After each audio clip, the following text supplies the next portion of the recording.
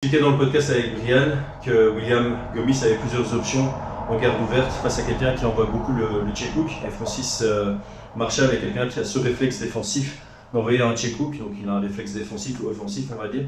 Donc ici, ce que je vais montrer, c'est quand mon adversaire en garde ouverte envoie son jab, à l'extension de son jab, si je rentre ma tête sur son côté ouvert et que j'envoie mon crochet, mon check hook avec le coude bien haut, ça passe sur le même angle qu'en overhand.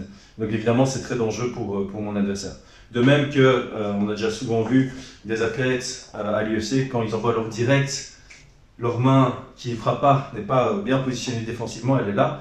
Pareil, si Yannick met en droitier, si j'envoie mon direct et qu'il envoie son check hook et que ma main elle n'est pas défensivement responsable, il va me toucher. Et si on va se concentrer sur la garde ouverte, je peux te remettre en gaucher.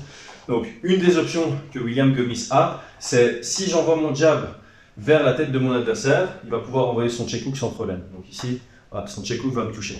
Par contre, si au lieu de viser sa tête, comme je le disais dans la vidéo, je vise à côté, du côté de son épaule, je bloque. Il ne sait pas me toucher avec son check hook. Donc au lieu de viser sa tête, je vais viser à côté et ça va bloquer. Et en plus de ça, ça donne un angle super intéressant dans l'axe. J'ai mon direct, j'ai mon uppercut, j'ai mon genou dans l'axe au corps, j'ai mon genou plus haut si je veux.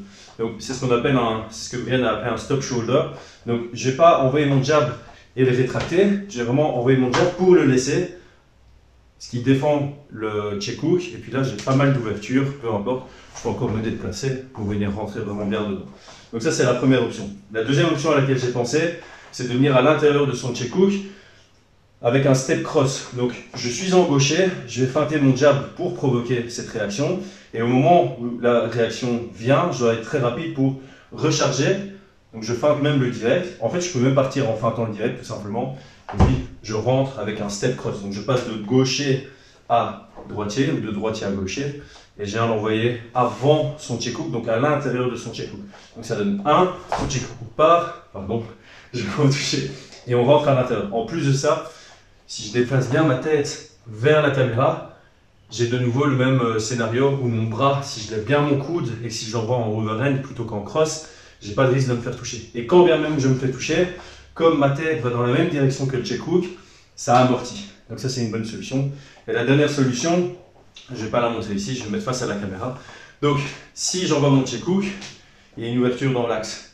Quelque chose que Rory McDonald avait utilisé contre Robbie Lawler, c'est le genou sauté.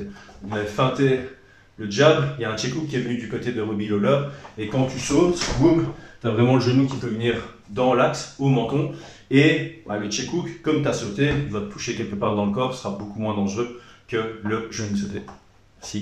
Merci.